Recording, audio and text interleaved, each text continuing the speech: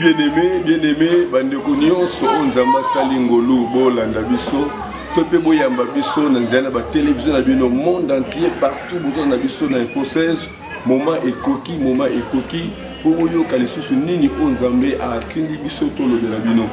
Mais na ko rappeler bino après avoir kouta na batem ya ndenge na ndenge, touti ko clôturer na thème makasi sur le lien pour ce kota na nzela ya malédiction.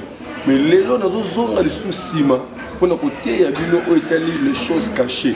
Pourquoi na zoni na les choses cachées? C'est par rapport ya musalo nzamba pesinga to ba pesi biso ya délivrance ne tozo découvrir makambo ebele oyo esala biso pasi na komona lolenge bato bazo souffrir, lolenge bato bazo nyokwama et bazali ko condamner même nzambe na ki na contact na ndeko moko aza na France azo parvenir ko yebisenga que pona ya moni ko sambele ya suna tinate a fait nyuso sengela sala aza ko se retrouver te.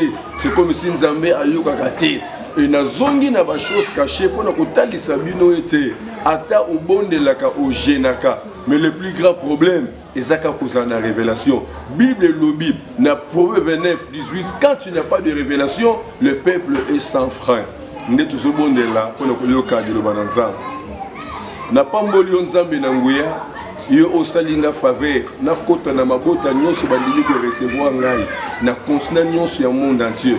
Père de gloire na loba ko te pai na yo pona édification pe délivrance à libota na yo na kombo na Yesu Masiya yo ozali nkolo mobikisi na biso nde tobondeli amen.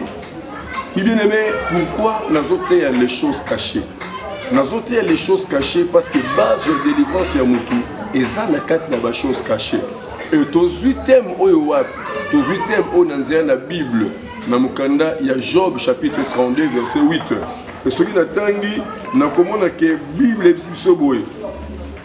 Dans Job chapitre 32 verset 8, la Bible dit ceci, mais en réalité dans l'homme, c'est un souffle. Et dans la version Moussababi, en réalité dans l'homme, c'est l'esprit.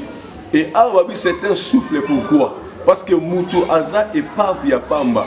Surtout zongi la création, tout le monde a que, tant Mounzamba Keli Moutou, Aza qui m'a belé à Pamba. Apesi yango forme komi ekeko ne azwi souffle na ye akoti si na kati na ekeko po ekeko wana ekoma moto ekoma na bomoi ne souffle wana bazobi yango esprit na ba version mususu lelo nazo lobelo komoko songolo na vie ya moto toza na biteni misatu toza na eteni oto bengi corps oyo mutu nyonso aza nango aza na misu matoi monoko zolo maboko makolo nzoto na lingala yango bi corps et à part corps aza na oto bengi âme nde ezali siège ya ba désir ba posa nyonso mutu azalaka nango evandi kati na âme na ye posa ya ekobo ya masanga ya kuswana ya kuyiba nyonso ezo diriger ko asala musala evandi kati na âme esprit nezali parti ya nzambe kat na mutu yango ne esala ke mutu ata na contact na nzambe c'est l'esprit et loko ni to loba aw diable pour agir na vie ya mutu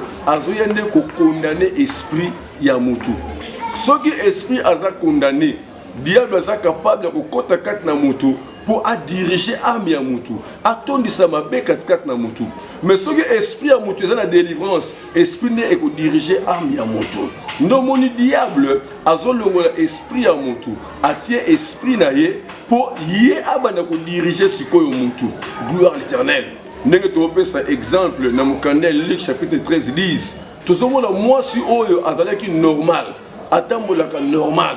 Mais diable a condamné l'esprit à côté si esprit a moutou a qui courbé directement moi ça comme il y a Congo mama a comme il vivre résultat esprit au bataille 4 naïe et à ce qui concerne la délivrance bien aimé naza n'a pas si pour notre théorie kamboyo par rapport il y a le lenge onzamba otambusanga mais le lenge ya misala auto sali na autre domaine de délivrance gloire à l'Éternel naza qui dans des moko je crois en France ana kamoka sorcellerie moi na yazali a et pendant que à celui la biso par rapport à terre alandi il fallait que délivrance et moi na esalé et nous avons besoin que délivrance wana sorcellerie est tellement makasi ce qui te sale mon akati na église et ko benda bitumba na kati na église pour à cause de influence ya ba sorcier à quartier to ba socio ba nzinga na kati l'église. Alors délivrance wana ezosenga faut que le sang ngo musika zamba luzizela oyo luzizila et ça centre moko ya ba protestant oyo ezalaki depuis 1953 siège ka pona kosalaka mabondeli soki na zamba wana okuta bapasteur ya ndenge na ndenge bekipe intercession ya ndenge na ndenge eza mabondeli nesika nzambe ekomandaki biso tosala service wana et pour tout la service wana il faut déplacement na ngai na équipe à délivrance esika tova na kitambo il faut tout le transport tokomi na gare centrale tozwi train ne toke mpona mpe tofuti droit ya zamba wana po tokota na mabondeli. Et le problème c'est quoi? Il fallait qu'il kosenga offrande ya rachat bien aimé. Et mokolo mwana lobi moyen apé s'offrande ya rachat ezate pour assonner à pasteur rebelle balobi il faut d'abord prier bon offrande et assis. Nazo révélé lokomoko ba prophète ya solo baza ya lokuta ba koti tellement mingi o ba yeko travailler pour na oetali mbongo ba faiblir foi ba chrétien pe ba détruire vie ya bana nzambe lelo bana nzambe belé ba komi ko banga moye ba s'engager na tel pasteur ezate par rapport à l'expérience au baza nango ya ba mbongo ba perdre ya makamwa ndenge na ndenge. Bien aimé na lingi na biso lokomoko nzambo sambela ka sur réellement yebiye bondela avant de s'engager dans le pasteur Moko Songolo. Nous sommes capables de convaincre que kende to ko kende. Le plus grand problème c'est quoi? Et belé bazo souffrir c'est parce qu'il y a une révélation. Bien aimé, n'engagez pas monsieur Lokomoko. Vous avez remarqué que belé baki na ba faire rebelle, mais n'engagez bazo quitter bazo comprendre té. Même bino bato bona poto besoin nanga. O remarqué tant que n'engagez poto sika, makamoni qui est très bien, ils ont marché bien. Subitement sentir que makamoni se zo quitter. Et peut-être depuis on investissait qui a na mboka, o tina ki biloko, ba sombelo mituka, mapangu, o poli ba boutique, ba magasin. Mais on a remarqué que on bandi ko quitter dans les vides. Et ce qui on a révélation bien aimé. Yeba yango okosilisa nyonso pe ko risquer et si ma santé pe elongolo katna mokili. Le problème c'est quoi? Et ça na batu oyo ba délire avec esprit katna bango. Et ben spona ba na mission ya kotiko libre. O évoluer très bien. Et pendant que vous évoluez très bien, esprit a dans la mission ba pesa ki. Soki moment on est coquille abandi ko lia yo. Et à kolio na ba système moko oyeba te.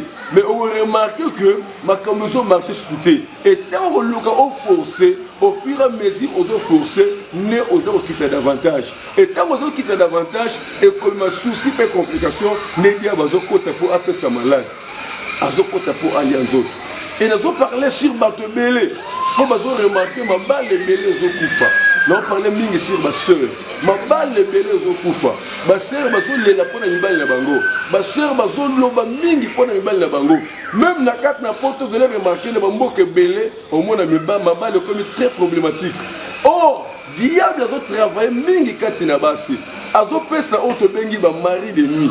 Et mari de nuit wana, aza esprit o ba délégué pana yo. Aza na délai ba pesa ye. Soki délai koki, esprit wana azo bebi sa banzoto ya basi. Et belé ba panda na nzoto biloko na nzoto et belé na nzoto na bango moisina ba belé zo sale ba secret mutu yemo kwa yebi yango et ezape na bato mususu esprit a osala misala ozo na physiquement te mais mobali nde azo sentir misala o esprit tali katkata mwasi au mona azo ninga suko sentir mwasi te akomi ko bima libanda akomi ko découcher et moi ça va dire qu'on a le comportement mobile. Oh mobile est innocent. C'est parce que esprit ou latio ne abébi si misala katkata na yo. Et n'engé moko pe na mibali n'engé moko. Ils ont ba femme de nuit. Oh dia ba katkata na mibali. Azo baby ça va me banzoto na bango. Azo longola ba deuxième katkata na bango rien que pour atteindre trouver na mabala pour abébi sa mabala. L'autre quand tu n'as pas de révélation, le peuple est sans frein. Nous avons remarqué que sous batika il est temps à Kenya poto. Mais au moment de dépôt Kenya na poto, au bunda, au sanyo se serait le mouton sale. Peut-être au sale au batuno se bateau sale. Nous avons remarqué qu'il y a aussi maté. Pourquoi je suis maté? Il doit y avoir des choses cachées. Et ceux qui ont la révélation, au tâtonner, au sana ba fort il y a bon moto et qu'au simbaté et qu'il y a sauter. Il y a aussi des problèmes très sérieux. Il y a des prophètes qui peuvent donner des révélations, mais n'ont pas le pouvoir d'enlever ce qu'ils ont vu par la révélation. Et ça, les prophètes belé. À cause de ça, on a yo, makambo moni que c'est solo, mais bokonzi. to makoki ya kolongola yango azana ngote. Ce sont des prophètes qui ont travaillé pembe na basali na Nzambe o Nzamba pesi bokonzi ya kolongola. Soki prophète amoni Nzambe alongoli. To komi na tango oyo esengeli oyeba ozana sena maboko na nani. Ntango Nzamba benginga en tant que évangéliste ayebisinga na tilio na mokili pour la délivrance ya libota nanga. Nzambe nde muta révélanga mwasi onga na bala lelo mosakolo Esther Mongu. Et na moment ya fiancé na biso ayebe ko prophétiser, ayebe ko parler langue te. Mais Nzamba lobi na sangisi bino lokola basali nanga pour la délivrance ya libota nanga. Mosali mwasi na pesio akosakola pona ba via bato akosakola main pona mboka oyo. Et au fur et à mesure que nous évoluons, Nzamba zo sala que à travers mosakoli azo misa ba choses cachées dans ma vie à bateau et à travers ba choses cachées neto sala ba délivrance. Et mikolo ko ya beaucoup de délivrance moko to uti ko sala to pe Nzamba sala biso longo ya mwana oyo auti na mboka ya Ngola. Mwana ona misala mabe abomi me papa oyo botai. Et na kati na misala mabe batamboli na église belé ya Ngola et simbité. Et maman nazoloba bake kutu de église mususu ya minene baso rejeter bango que non azana misala mabe te bokende. Et église mususu basali quelque chose babimisi bango ko bimisa. Mais tango to ye Nzamba zo détailler source et uti wap et bandi wap et ponani et toke na Nzamba luzizila. Tango délivrance ezo salema tikotak le longier mona échanger penyo so ezongi normal. Combien bazo souffrir na bana bandoki na États-Unis na famille moko bana misatu mo bazana misala mabe na mamoko na France bana misatu bazana misala mabe na mamoko na Belgique azana mwana moko azana misala mabe et mwana na komela na mokonzi yenge mutalubaka soka lobi mama zolenga bien aimé moment Nzambe koki basala Nzambe bazali bande ko belé ba expérience ya musala auto sala kuna mokila poto bande ko bena pesi bango ba prière ya confession bande ko belé chaque lundi bakana jeûne prière na poto et ngala zo prier pour na bango pe ebele si ya moyen baza capable de témoigner ba découvrir to pe mo découvrir makambu on Nzamba sala bango. Le temps est arrivé oui bien aimé makambu ebele so compliqué ba vie ya bato parce que bato ba ne monisalité. Quand il n'y a pas de révélation, le peuple est sans frein. Il y a au Bible, dans Osée 4:6, mon peuple est détruit par faute de connaissance. Bien aimé, Moussala Nzamba Pesibiso, et ça Moussala Oyo, et ça la biso passi. Si on a le boye, nazo ka passi, pour nazo mona makamuni on Nzamba zo traiter na biso. Nous devons comprendre que les belé vont souffrir. Et pourquoi nous devons s'adresser mingi na poto? Parce que bato belé bazo benga to kenda ka église te to komana bandako to lembi na poto awa boye ba pasteur awa boye. Mais nous avons une révélation parfaite aux autres Nzambe avec précision. Pe ba déclaration même na musika Nzamba to sala. Mais il y a des cas où Nzamba to recommander que na musika ko simba te po mutu aya awa. Bien aimé, eza na ba oyo bazo ya. La semaine passée, tu as découvert moi c'est autant qu'il poto ayaki a luki biso ti na adresse oyo et to bondeli ayoko za précision ya vie na ye. Ce qui au monde que makambo so marché te au bundi rien ne marche. Possibilité à voyager zali bien aimé. Yaka na zolo bana avec assurance que une délivrance parfaite. Ne na zo zongi sabi le témoignage ya sœur nanga mwana nanga Messi. Comment tambola qui n'a pas toi se retrouver à Yéna Congo à tambola se retrouver mais tant Nzamba sala ki ngolo yo kuta na biso Nzambe a délivré une délivrance parfaite pelelo a komi ko servir Nzambe na ye bien mais na zone les attaques évangélistes et za mokuma Nzamba pesinga ye ya solo Satan sa koti même quand na basali na Nzambe ko pesa ba révélation no kuta ko désoreter liboto na Nzambe ko piller liboto na Nzambe ko yiba liboto na Nzambe na ba offrande na makambo ndenge na ndenge. Mais nous sommes là pour la délivrance du peuple de Dieu. Bien aimé, zala la confiance ya maloma o na dote ya yo. Moment Nzambe koki obandeki komata subitement obandi kokita ozobate nini sali ke obandi kokita libala bien na mobile fiançailles bien brusquement lingi sou ko sentir yote. Il doit y avoir un problème spirituel au fond de une vraie révélation. Le temps est arrivé bien aimé. Eza wazarte Nzamba permettre yo oyo kanga nazo loba na yo vu ozo mene o mo te que ça normalité tanengo bandaka tanengo zalelo o bible mon serviteur prospérera, il s'élèvera, il ira jusqu'à plus haut. Mais yo so kitanengenini. Et loko nyoso nzamba sena mokili vérifier. Il faut mon croissance, au mon développement, au mon multiplication. Peut vérifier la Bible. Nzamba za contre et loko nyoso so kende liboso te. De pobali moula boni moi nazate. Au perdre bazemi combien de fois? Au perdre libala combien de fois? Au perdre fiançailles combien de fois? Ma beza ko se répéter, mais osa ko se répéter. Et belé bazalo ta main ba noto. Les hôtels c'est bon que danger zali. Mais baso lukana bango nzambete. Bien aimé, femme sinamite. Ce gars lela ki na ndaku na ya linga kunda mwana ye. Mais atiki mwana bembe na chambre, akeko luka mosali na nzamba. Pe mosala nzamba ye mwana sekwi. Bien aimé, oza na ba problème. Ouais, c'est le otika kondo na chambre, luka nzambe ya solo, luka nzambe na bozindo. Le temps est arrivé. Nazo bino nyonso nzamba sali ngolubo yo kabiso. Toza capable ko pesa bino ba révélation, ko pesa bino ba orientation, même de loin, même de près. Et nous avons clôturé un témoignage moko. Tala libala on a témoignaka oy. Moi bali na moi si nanda. Mais azo linga libanda. Mais nzamba to bala biso ke no moi si nanda ku yeta bongisa pona ye. Moi si libanda de moi si na ye. Penzamba séparé bango na kimia. Pe abali moi c'est libanda officiellement et lelo alobi na se retrouver na vie nanga. Bien aimé, révélation nzambe est la folie.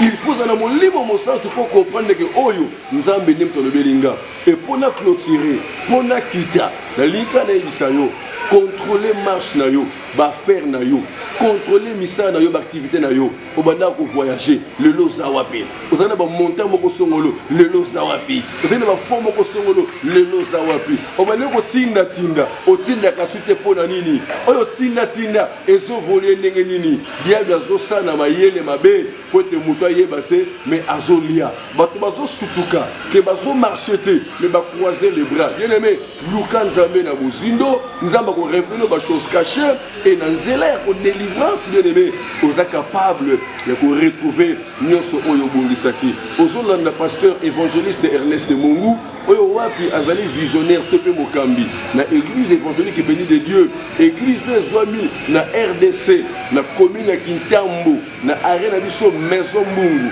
en allant vers Vélodrome avenue Kimvula numéro 3 soko lingo biso 24 sur 24 aux biso na 00243 89 75 15 851 00243 89 75 15 851 wanande okuzwa biso en direct toko bondela toko yoka yo pe toko peso ba orientation et tant on dit ba orientation on a bien aimé yeba que miracle est possible parce que Bible dit le bon nzambe eza mo poussete et comme dans tous les 5 continents pour nous délivrer ba oyaye pelito ina nzambe za ko kangamate et yoka kaminoko nyonso tous les 5 continents pour nous répondre pour nous pesa orientation nzambe na ngai a pambola bino nyonso oyo bolandi biso na kobosa te bino nyonso oyo bolandi kofunga biso et sœur na biso Ange la Suisse voilà biso Dieu donné na Allemagne le docteur Jean-Marie na Bruxelles et Magui Tibou na France et na pamboli bandeko nyonso na Afrique na Éthiopie bandeko nyonso bazana bamboka misika bazobenga biso nzambe na biso a pambola bino et ba émission oyo na ba conditions difficiles mais to senga lisungi na bino le bandeko mona bisaki na biso ki possibilité zali tindela biso ata caméra et ko permettre biso to tourner na kimia parce que chaque jour to louer ba caméra to louer ma machine ko kena ba cyber ko monter ba émission photo tinda mais ce qui nzamba sungi na bonne foi o tindela biso caméra bien aimé nzambo wana kobosa na yote o tindela biso ordinateur nzambo wana akobosa na yote même appareil à communication nzambo wana akobosa na yote kimia na Christ est la partage na bino nyonso obolandi biso pe le pamboli na nzambe et la na bino partout boko se retrouver tukutani na mbale zali koya bye bye.